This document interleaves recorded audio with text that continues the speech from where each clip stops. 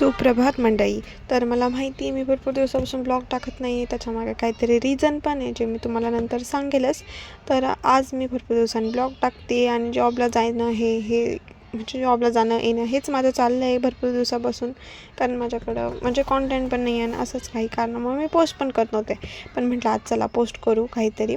तर मी गेले होते पिझ्झा खाण्यासाठी, कारण खूप क्रेविंग होत होती. तर आम्ही गेलो होतो पिझ्झा हंटला, जे आपल्या इथेच आहे नाशिक रोडला. तिथे गेलेलो आणि मी तिथे जाऊन काही ना काही टाईमपास करत होते.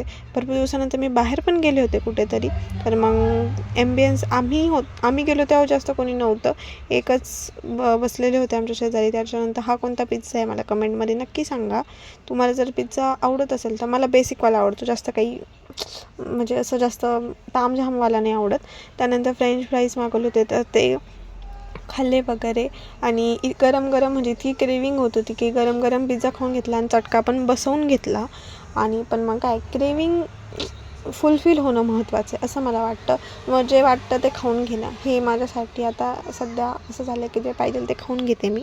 असंच होता. मग आज दिवसभर खाल्लं पिल्लं, त्यानंतर मजा मस्ती केली आणि आज भरपूर दिवसांनी बाहेर निघाले होते तर थोडं चांगलं पण वाटत होतं. त्यानंतर मग घरी जाताना मला घरच्यांसाठी दाबेली घेऊन जायची होती, जी ही नाशिक रोडची फेमस दाबेली आहे, तिथून मी घेतलेली. तुम्ही पण इथली दाबेली नक्की टेस्ट करा, खूप छान आहे. आणि त्यानंतर घरी गेली. तर असाच होता आजचा दिवस. भेटू उद्याच्या ब्लॉगमध्ये. बाय.